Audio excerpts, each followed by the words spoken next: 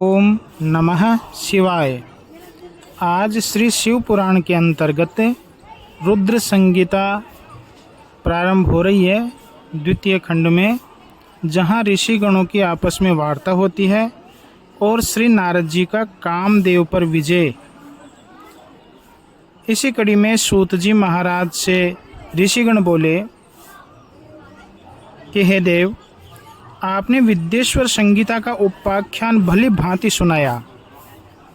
अब आप शिव जी का प्राकट्य, उमा की उत्पत्ति, शिव उमा विवाह, गृहस्थ धर्म एवं अन्य शिव चरित्र बताने की कृपा करें। सूत जी ने कहा, हे ऋषियों, आप सब परम धन्य हैं जो भगवान शिव का चरित्र सुनना चाह रहे हैं। शिव चरित्र जगत को पावन करने वाली गंगा जी के समान पवित्र है। एक बार श्री नारद जी ने भी अपने पिता ब्रह्मा जी से इसी प्रकार पूछा था।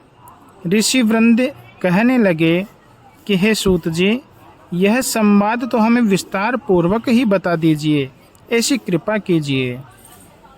सूत जी ने कहा, एक बार श्री नारद जी हिमालय की एक गुफा में बैठकर मौन धारण करके तपस्या कर रहे थे। उनके तप से इंद्र के मन में भय उत्पन्न हो गया कि कहीं नारद जी मेरे राज्य पर अपना अधिकार न कर लेवें। इंद्र ने कामदेव को बुलाकर समझाया कि हे मित्र, तुम्हारे सहारे ही मेरा शासन चल रहा है। तुम बड़े बड़े ऋषि मुनियों का गर्व चूर चूर कर देते हो। हिमालय की गुफा में नारद शिव जी की उपासना कर रहे हैं। कहीं ऐसा न हो कि वह शिव जी से मेरा राज्य मांग लें। अतः तुम वहां जाकर सुंदर बगीचे का निर्माण करके प्रवीण अप्सराओं के कामवर्धक नृत्य द्वारा उनकी तपस्या को भंग करो। कामदेव ने हिमालय की घाटी में पहुंचकर अप्सराओं से कामवर्धक नृत्य कराया, परंतु वे नारद जी की तपस्या को भंग करने में असमर्थ रही, क्योंकि कामदेव को भस्म करने वाला शिव जी का यही स्थान था। जब कामदेव को भस्म किया गया था और रति ने विलाप किया, तो शिव जी ने उसे वरदान दिया था कि कामदेव कुछ समय बाद फिर जीवित हो जाएगा, परंतु इस स्थान पर तथा जहाँ तक यह भस्म होता दिखाई दे रहा है, वहाँ तक इसकी माया एवं काम बाणों का प्रभाव नहीं रहेगा। इसी कारण इस स्थान से लज्जित होकर कामदेव को इंद्र के पास लौटना पड़ा। यह सब शिव जी की माया का फल था।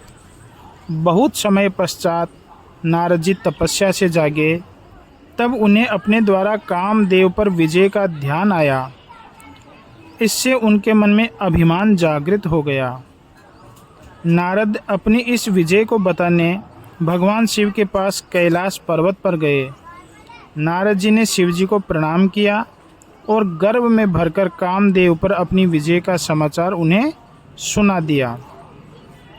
शिव जी ने नारद की प्रशंसा तो बहुत की, किंतु नारद जी से बोले कि हे नारद, तुम धन्य हो, परंतु इस प्रसंग को अन्य देवी देवताओं से मत कहना, विशेषकर विष्णु जी को तो बताना ही मत। परंतु शिव जी की माया को कौन टाल सकता है। नारद जी ने ब्रह्मलोक में जाकर ब्रह्मा जी से सब बात बता दी। ब्रह्मा जी ने शिव जी का ध्यान कर सब बात जान ली कि भगवान शिव ने नारद से यह प्रसंग किसी को न बताने को कहा था। नारद जी का अभिमान बढ़ने लगा। यह सब भगवान शिव की ही लीला का फल था। नारद जी यह कथा सुनाने विष्णु लोक में पहुंच गए। विष्णु जी ने नारद को आते देखकर आसन से उठकर उनका अभिवादन किया और प्रेम से पूछने लगे कि हे नारद, आपका आगमन कहाँ से हो रहा है।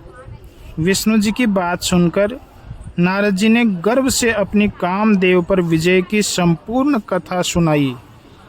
विष्णु जी ने नारद जी से कहा कि हे मुनि, काम तो भक्तिहीन व्यक्तियों को सताता है। आप तो ब्रह्मचारी, तपस्वी और ज्ञानी और वैरागी हो। आपको ये विकारी काम कैसे सता सकता है? इसमें आश्चर्य की क्या बात है? विष्णु जी की यह बात सुनकर भी नारद जी समझ नहीं पाए और फिर से गर्व में भरकर बोले, हे देव, कामदेव की क्या औकात है जो मेरा कुछ बिगाड़ सके? इतना कहकर नारद जी विष्णु लोक से चल दिए। अगली कथा में श्री नारद जी का अभिमान भंग सुनेंगे। ओम नमः शिवाय, ओम नमः शिवाय, ओम नमः शिवाय, ओम नमः शिवाय।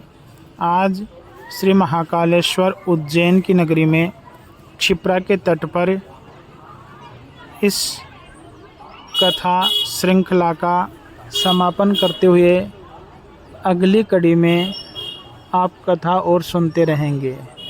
ओम नमः शिवाय।